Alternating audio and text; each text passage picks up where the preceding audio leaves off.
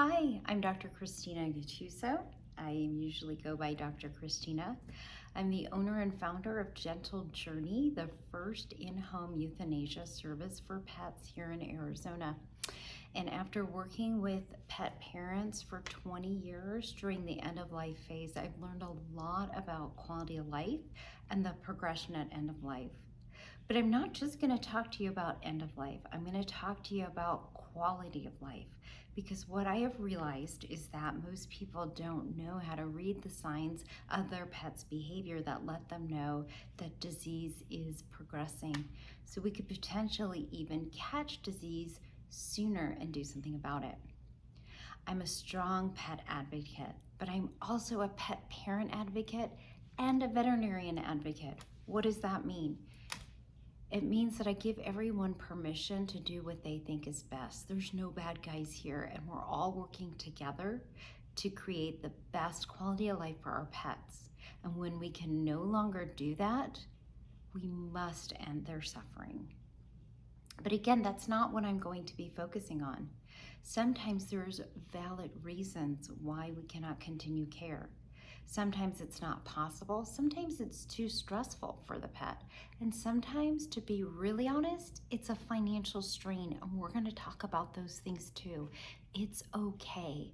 This channel is all about giving everyone permission to do their best and make their best decisions, as long as we keep the pet's quality of life at the center. That's what's most important. I created the Gentle Journey method.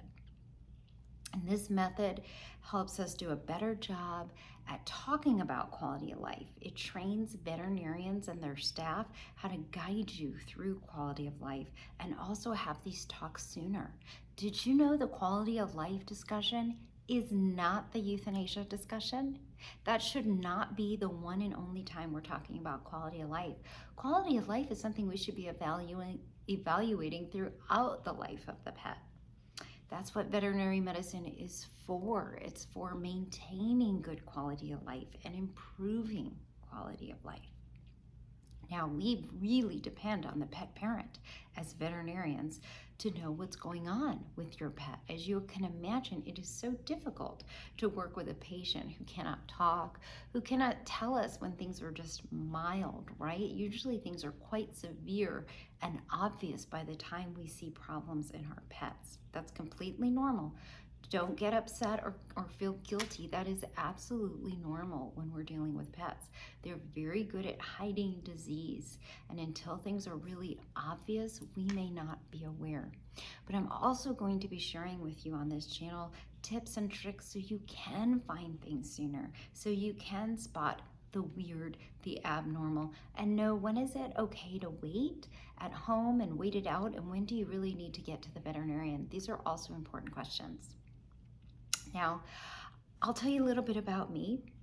I am a mom, and I actually started my home euthanasia service when I had just a little baby in vet school. I came out of vet school, and I wanted to create a career where I can be home with her and still serve pet parents. And the home euthanasia service has been a very emotionally rewarding job. I know people say, how can you do what you do? Isn't it so hard? I get to meet people that have loved their pets and given them a good life, and then sit with them so that they can help their pets have a peaceful passing at the end. I look at my job as ending suffering. And the most difficult, and I'm going to even say traumatizing part of my job, is coming into people's homes and seeing pets in really bad condition. Now, there's no judgment. I'm going to tell you that right away. I am also a pet parent, and when I go to the veterinarian, because I do have to go to the veterinarian myself sometime, especially veterinary specialists, right? I always tell them, today, do not treat me like a vet. I am a pet parent today, so there is no judgment. I completely understand how difficult it is to understand what's going on with our pets, because they cannot tell us, and they are very good at fooling us. Pain in pets is silent. They often hide it, and this is a survival mechanism if you think about it. You do not want to draw attention to yourself in the wild if you're not well, if you're injured, if you're slow, if you're having pain. You do not want to draw attention to yourself. Now, sometimes pets do draw attention to themselves when they feel safe and maybe needy. And what this can look like is they get really anxious, or sometimes they seek you out for comfort and extra pets. And that can be confusing too, because you think it's an emotional need they have and you try. I've done this myself. I had a cat that kept acting like it just wanted a lot of attention. And I thought, this is a needy cat. Until I stepped back and really thought through what else could be going on. And I've seen that and heard that from my patients. Comments like, gosh, he got so affectionate towards the end. And this is especially for cats, who I think we know can be very tricky. So I'm not only a mother to 2 wonderful daughters, I'm also a pet parent, and I have 3 cats right now. I am a cat person. I love all animals. I have had dogs in my life before, but right now I am in the cat season. I have 3 cats of my own, and I regularly have foster litters coming through my home. So I look forward to sharing those kittens with you on this channel too. That's how I balance out the compassion fatigue I go through dealing with end of life, is I bring new life into my home. In this channel, I'm also going to be talking with veterinarians and vet staff on how you can bring joy back to your life. You may have heard our profession is not doing well with mental health. Veterinarians are the #1 profession to commit suicide, and that is very tragic.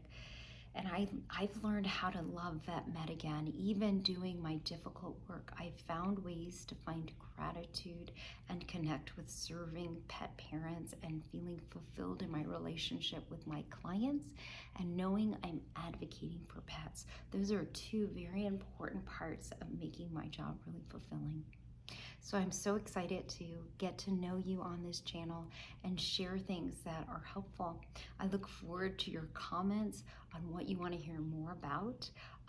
I'll be sharing, like I said, mainly on quality of life. I am a quality of life expert at this point after 20 years. This is not something we learn in school. I teach other veterinarians continuing education on quality of life, on guiding clients through making not just end-of-life decisions. We've got to rebrand the quality of life discussion. It is not just about euthanasia. Quality of life should be talked about throughout the pet's life. And we'll be talking a lot about that. I'll be giving you all the tips I have about raising kittens. I hope you subscribe and hang around to learn more. And a lot of my videos are excellent for sharing with people that may never look for this information, but really need it. That's where I'll need pet advocates just like you to join me in speaking on behalf of pets that cannot speak for themselves. I know this topic can be urgent sometimes, more urgent than people realize. If you think you're within a day or a week of making this decision, I highly recommend the video series I created, where I sit one-on-one with you to discuss all areas of quality of life. I broke this down into 5 short videos. It's a total of about 90 minutes, and it is super helpful if you are in that 1 to 7 day period. I would get that information as soon as possible. Now, this information, though, is wonderful even if you're in the 3 to 6 month period. Being more prepared can never hurt.